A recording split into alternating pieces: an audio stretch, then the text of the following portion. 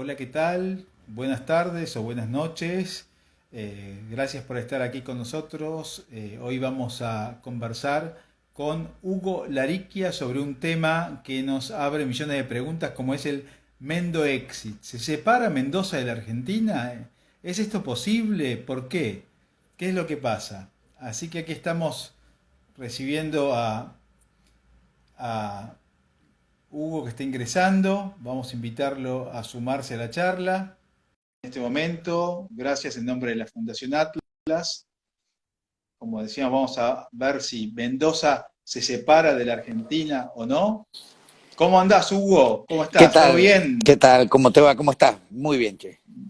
Bueno, muchas gracias por estar con nosotros. Nos alegramos de que te hayas dado la vacuna Hace del minutos. COVID hace minutos. Bueno, así que genial, ya estamos más tranquilos, más distendidos. Te estaba presentando, estaba charlando con la gente que se va sumando.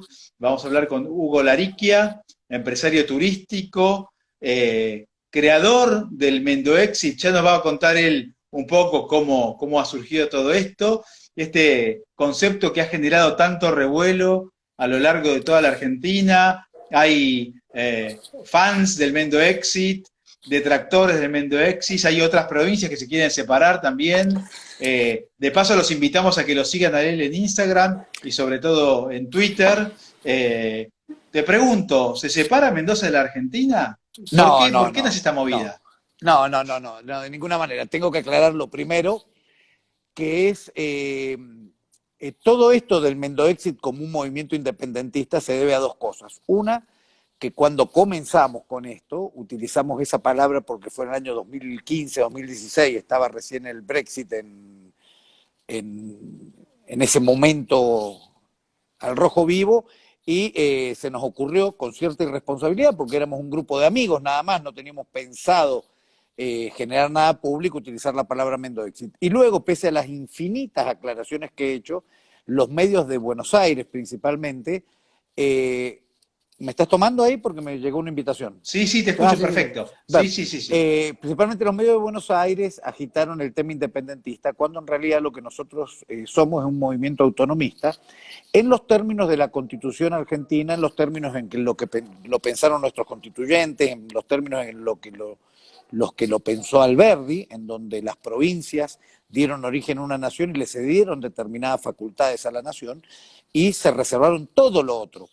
Esto en los más de 150 años que tiene la Constitución en vigencia se ha alterado en la forma y en el fondo. Vivimos en un país total y absolutamente unitario.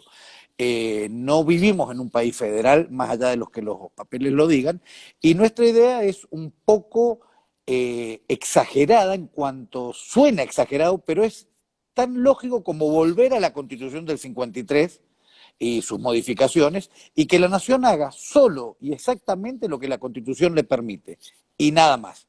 Hoy en Mendoza, y siempre pongo algunos ejemplos, tenemos una ley de tránsito nacional cuando la Constitución no le cedió la potestad de regular el tránsito en las provincias a la nación.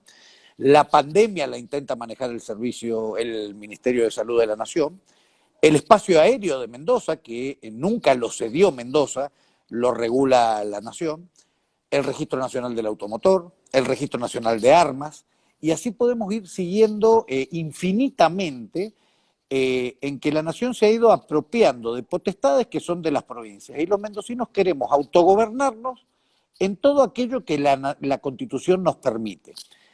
Y sí es cierto que hemos dicho, muy enojados, porque Mendoza es castigada permanentemente por la nación, o respetamos el contrato que tenemos vigente o nos vamos. No existe la posibilidad cuando vos firmás un contrato que una de las dos partes no lo respete casi en nada y que te obligue a vos a respetarlo. No, claramente, claramente. Hace un tiempo escribí un artículo que se llamaba algo así, un país unitario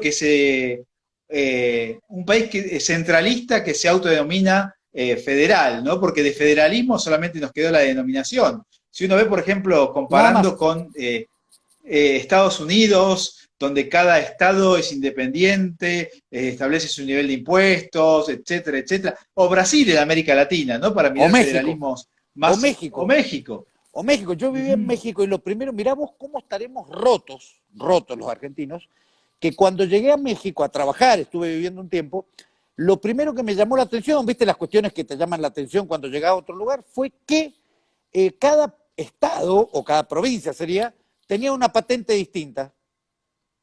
La patente de Claro, los autos era distinta, igual que en Estados Unidos. Y me llamó la claro. atención, me hizo ruido eso. Y después repensándolo me acordé que en algunos, todavía existen acá, viste, como recuerdos, las patentes chiquititas que había en esa época en Mendoza eran chiquititas, cuadraditas, que decían inclusive el departamento de la provincia, decía Rivadavia, Junín, cuál era el departamento. Y tuvimos que empezar a investigar qué pasó, lo que hemos naturalizado el unitarismo. Entonces, cuando investigás, llegás al año 1958.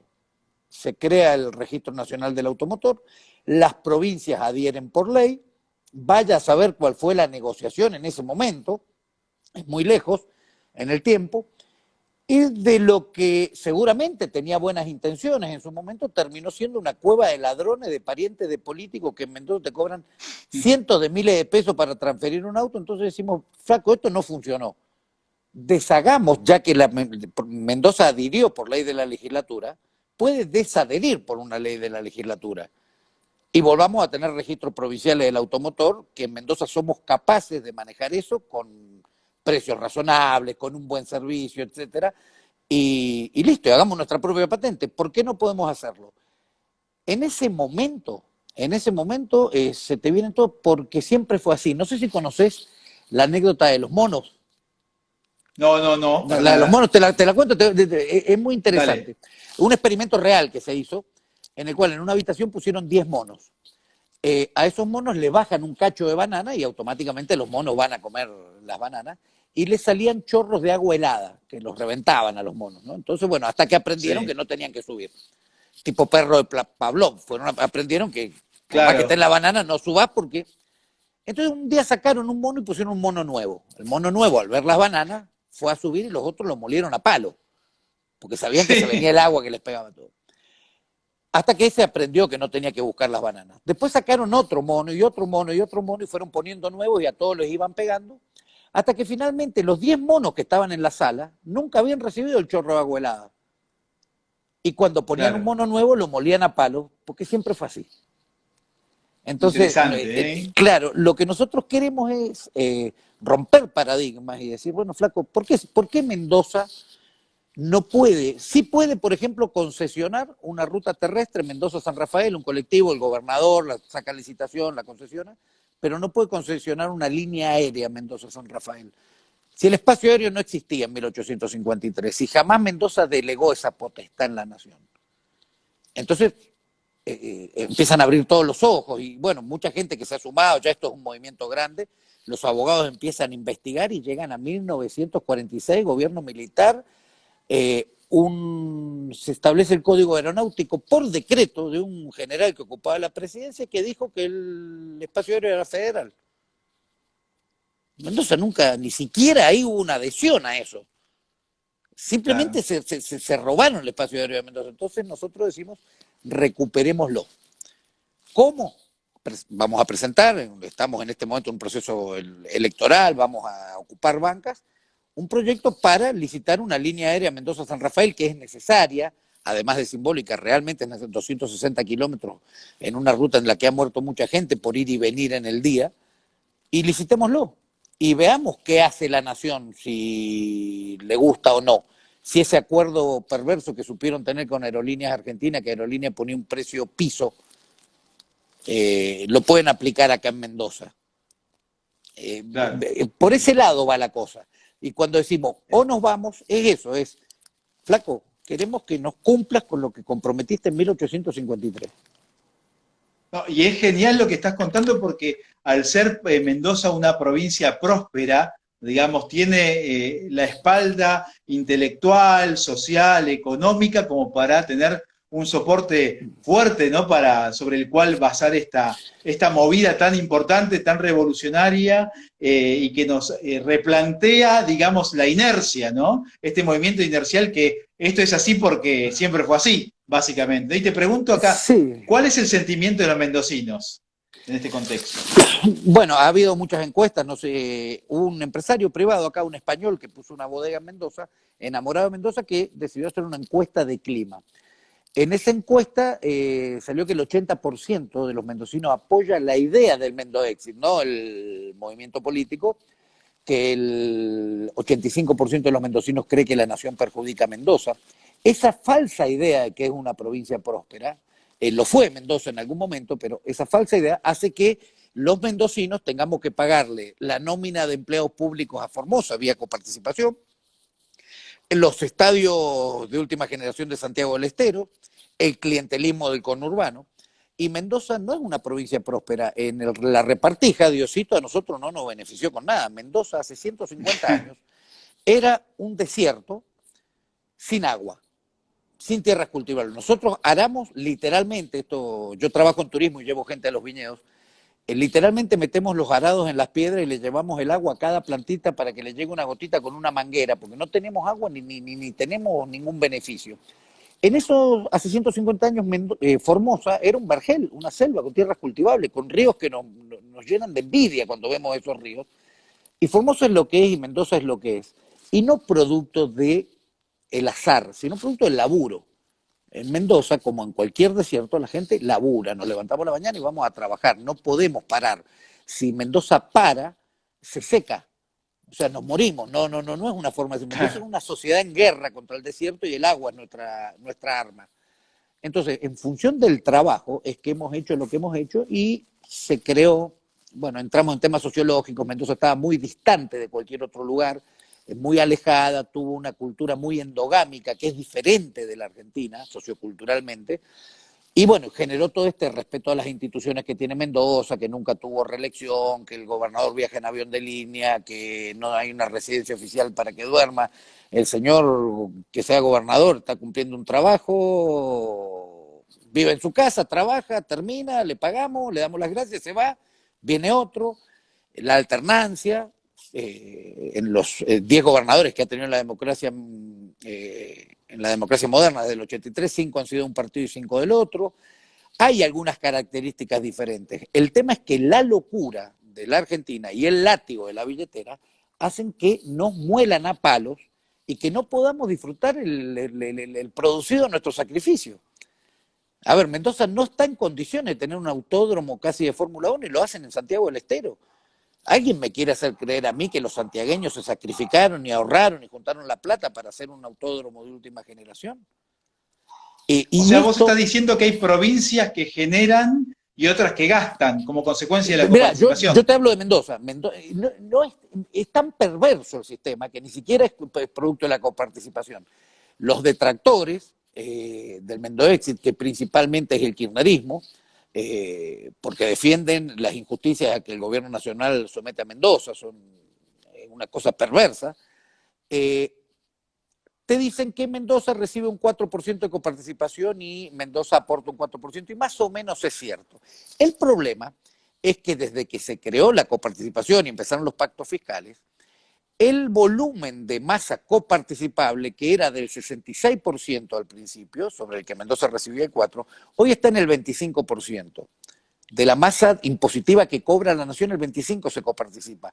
El otro 75% se levanta Alberto Fernández, ayer Macri, anteayer Cristina, y decide qué hacer. Entonces ese señor decide con esos dineros hacer un estadio en Santiago del Estero, pagarle los sueldos a los empleados de Formosa, hacer una autopista para Chile que nosotros no tenemos, siendo el paso más importante en Chubut. Lo de la coparticipación ya es una mentira. O sea, es el 24-25% de los impuestos que se cobran son coparticipables.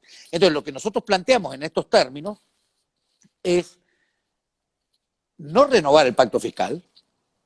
Es decir, no lo queremos firmar. Queremos volver a la ley anterior que establecía 57% para Mendoza y 43% para la nación. Y nosotros cobramos los impuestos y nosotros coparticipamos a la nación de ese 43%. Porque la coparticipación lo único que establece es que es automática, nuestra norma legal, principalmente la Constitución, no establece de qué lado a qué lado va. En ningún lado la Constitución dice que la nación tiene que venir. Entonces, en el caso de que nosotros pudiéramos algún día gobernar Mendoza y a la mendocina, es poner una flaja de clausura a la FIP, decirle, señores, se van, cobra la ATN, que es la administración, la FIP mendocina, y establecemos un Claro. sistema de coparticipación, pero nos quedamos con la plata, no tenemos que estar esperando que la nación nos gire para poder pagar los sueldos, que esperen ellos, que vean si pueden hacer el desastre que hacen con una coparticipación inversa, que vean si les alcanza Te para pre- aerolíneas, para todo, ¿no? Cuando es al revés. O sea, te hago una pregunta tipo abogado del diablo. ¿Artigas tenía razón entonces? Por supuesto, va a volver a cabalgar. Y te pregunto ¿cuál es el origen de esta cultura del laburo tan fuerte que tiene Mira, Mendoza? la necesidad.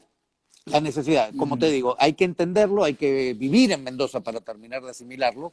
El vivir en el desierto te genera, del mismo modo que el que vive en el mar tiene una característica, el montañés otra, el hombre del desierto tiene que trabajar.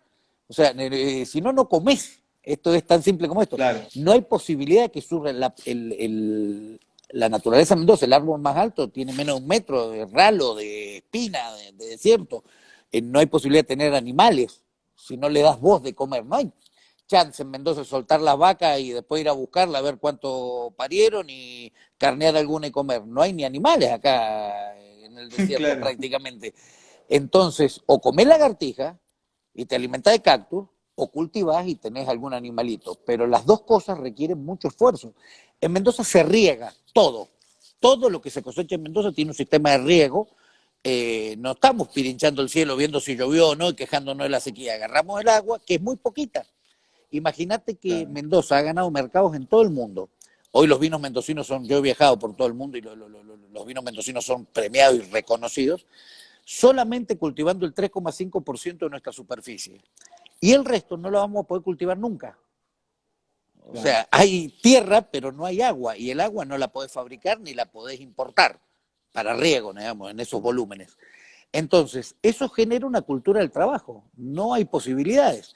Agregarle las inclemencias climáticas de cultivos muy intensivos, como es la uva, en donde se trabaja todos los días sobre la uva, no se espera la cosecha, no es que sembrar, esperar la cosecha, todos los días tenés que ir a atar, ver, con la posibilidad de que una manga de piedra te destruya el esfuerzo de un año en cuestión de minutos. Nuestros viejos inmigrantes, que son los que trajeron eso, aprendieron rápidamente a palos. Entonces también se generó una cultura del ahorro. El inmigrante que laburaba la tierra no sabía si iba a producir ese año o no iba a cobrar nada. Entonces tenía que tener ahorro para asumir la posibilidad de perder todo. Entonces el mendocino es naturalmente ahorrativo, no hay, el derrochón es mal visto, el ostentoso es mal visto. ¿Te acuerdas la época de las cuasimonedas, allá por la crisis del Sí, 2001? Bueno, Mendoza emitió cuasimonedas que eran los Petrón con garantía sobre las regalías petroleras, fue la única provincia que los pagó. O sea, mientras todos cantaron el increíble. seco, aprovechando el default, Mendoza fue a buscar a los tenedores y dijo, señores, acá está la plata. Eso nos permitió conseguir crédito internacional más barato que la tasa de la Argentina en su momento. Ahora, todo eso de esfuerzo, de portarse bien, de que la última administración, independientemente de mis diferencias con ellos, entregó la administración con 6.000 empleados menos, empleados públicos menos, y eso, y con muy buena popularidad. No es mal visto eso. Hacemos todo eso y después resulta que lo que nos rompemos el lomo laburando y trabajando y sacrificándonos va a parar a otro lado. Y no me importa si ese lado tiene necesidades o no. A ver, nosotros estamos como estamos, lo hicimos trabajando. Entonces, este es ese tipo de parábolas que hay dando vueltas. Insisto, lo mismo. Formosa tenía tierras cultivables, agua, todo para triunfar y Mendoza no tenía nada. ¿Por qué tenemos que nosotros bancar al primo que decidió dedicarse a la vagancia, a la bebida, etcétera, cuando nosotros decidimos dedicarnos al trabajo? Sí, clarísimo, tal cual. Y te pregunto, para ir cerrando, ¿qué puntos en común ves en el caso de Mendoza, con el caso, por ejemplo, de Santa Cruz de la Sierra, en Bolivia, algunos estados del sur de Brasil, incluso Cataluña y el Reino Unido, ¿no? Mezclando muchos procesos que son distintos, ¿no? Mira, siempre digo lo mismo, en el caso que si llegara lo peor, que es que no te cumplan el contrato, es esta parte, ¿no? Que quede claro, Argentina cumple el contrato, nosotros somos argentinos, gritamos los goles de Messi, nosotros los del Mendo Exit, creemos que las Malvinas son argentinas, somos sanmartinianos, la gesta sanmartiniana se hizo acá, Hay que leer un poco de historia y romper los mitos. Hay que ver las cartas de San Martín a Pueyrredón pidiéndole fondos y Pueyrredón cantándole un seco porque tenía un quilombo en Buenos Aires, político, interno, etcétera. Y acá lo de las damas mendocinas que pusieron sus joyas, los mendocinos que pusieron sus esclavos y sus tierras es real. O sea, la gesta sanmartiniana fue muy cuyana, no fue tan argentina. Eh, Claro, si cumplen el contrato, nosotros somos totalmente. Ahora, si no me cumplís el contrato, no me podés pedir.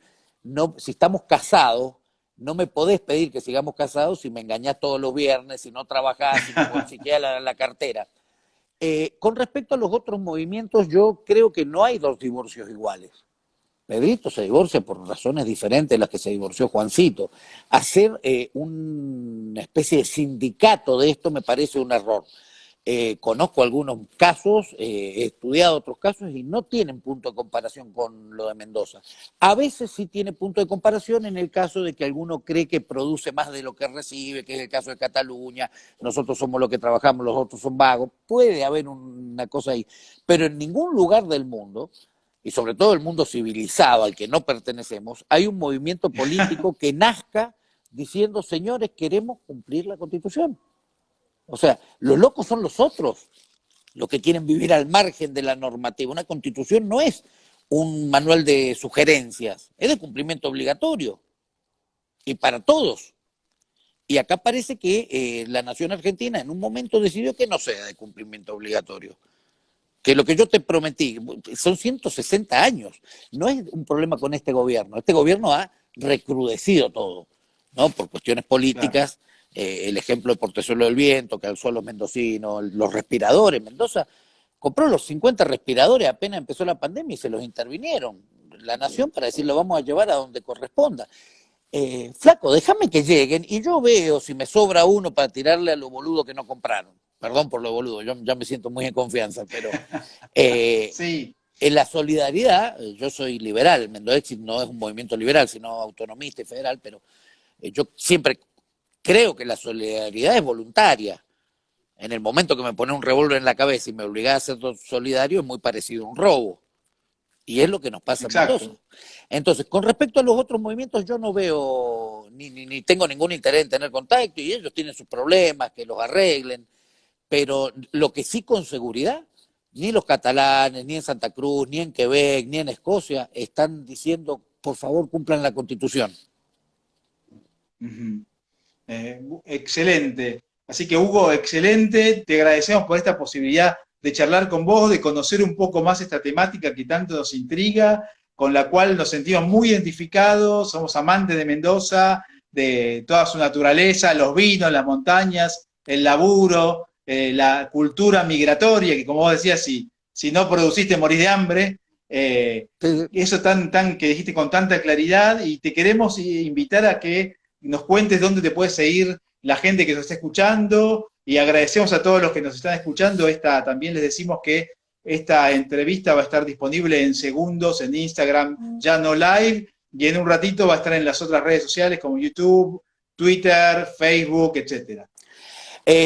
A Mendoexit, en la página www.mendoexit.com.ar es donde vamos subiendo material y vamos recibiendo, estamos en este momento en un proceso electoral, estamos ya terminando las alianzas y la constitución del partido para presentarnos en las elecciones del 2021.